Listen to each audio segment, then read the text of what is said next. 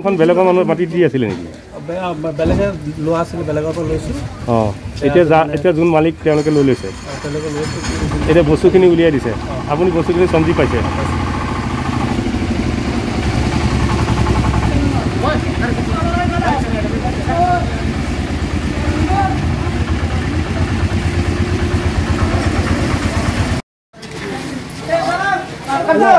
Hello'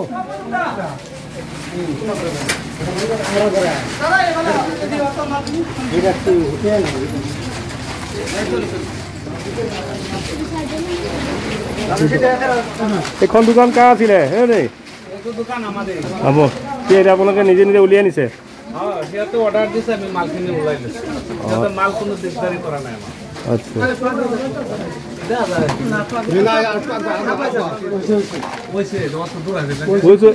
এইটো কি এইটো আচল মালিকে লৈছে মাটিটো? আমি ক'ব নোৱাৰিম, আচল নকল সেইটো আমি নাজানো। আমলখি বিটিবাৰী বজাৰত 3 কটা 3 লোচা মাটি লৈ আজি কেইদিনমান আগত এটা মাটি এইখিনি মাটি লৈ এটা বিভ্ৰান্তৰ সৃষ্টি হৈ আছে।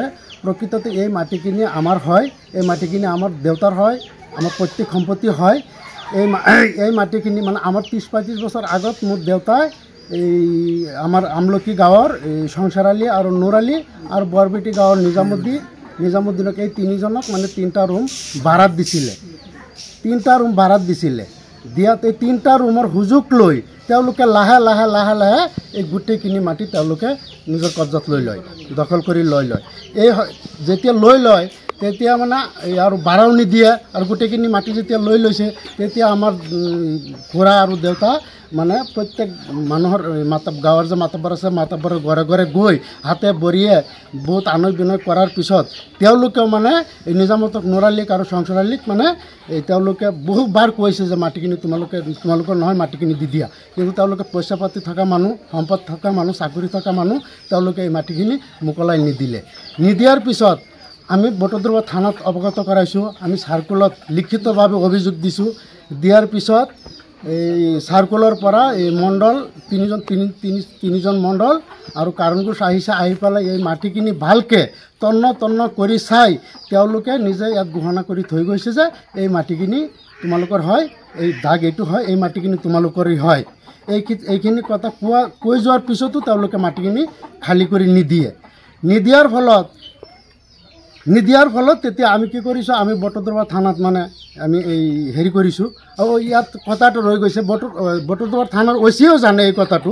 তেওঁলোকে নিজামক আৰু মোক মাতি পেলাই নেক্সটবাৰ আৰু এবাৰ মানে এটা সুযোগ দিছে যে তোমালোকে গৈ পেলাই মাটিখিনি আকৌ জোখমাপ কৰা, যদি তোমালোকৰ হয় তোমালোকে লোৱা, যদি আমাৰ হয় তেতিয়াহ'লে আমাৰেই থাকিব। তেতিয়া আমি ছাৰক এটা কথা দিছোঁ, যদি আমাৰ নহয় মাটিখিনি আমাৰ নালাগে, আমি মানে এৰি দিম।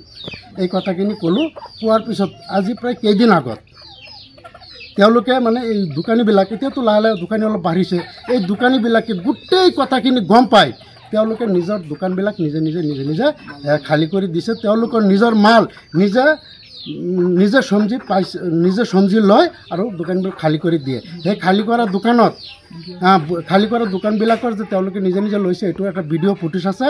যেতিয়া দোকানটো খালী কৰিছে সাংবাদ মাধ্যমৰ আগত আছে, তেওঁলোকৰ তাত ভিডিঅ' ফুটেজ আছে। আমি গোটেইখিনি ভিডিঅ' ফুটেজ আমি মানে তন্নকৈ সাংবাদিক বন্ধুসকলে দেখুৱাই দিব। আৰু আমি প্ৰশাসনক, নগাঁও আৰু বটদ্ৰৱা প্ৰশাসনক দাবী জনাওঁ যে 225 পট্টা 134 দাগৰ মাটি, 225 পট্টা 134 দাগৰ মাটিখিনি আমাৰ হয়। এই মাটিখিনি উচিত তদন্ত কৰি এটা ন্যায় ব্যৱস্থা কৰি দিয়ে। যদি আমাৰ মাটি হয় আমাক দিয়ক, যদি আমাৰ নহয় তেওঁলোকক দি দিয়ক, আমাৰ কোনো ওজোৰ আপত্তি নাই। আমি কৰজোৰে নগাঁও আৰু বটদ্ৰৱা প্ৰশাসনক আমি কৰজোৰে অনুৰোধ কৰিছোঁ যে তেওঁলোকে এই মাটিখিনি উচিত তদন্ত কৰি যদি আমাৰ হয় আমাক দিয়ক, যদি আমাৰ নহয় তেওঁলোকক দি দিয়ক। আপুনিও ভুগিছে নেকি গেছৰ সমস্যাত? গেছ আৰু লিভাৰ ৰিলেটেড সকলো সমস্যাৰ একমাত্ৰ সমাধান গেষ্ট্ৰচিটি।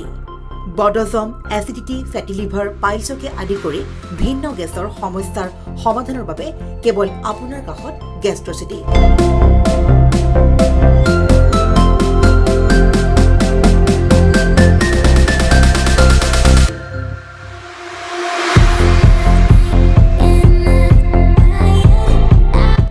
ভিজিট কৰক গেষ্ট্ৰচিটি গুৱাহাটী হাতীগাঁও চাৰিআলি যোগাযোগ নম্বৰ 7577999909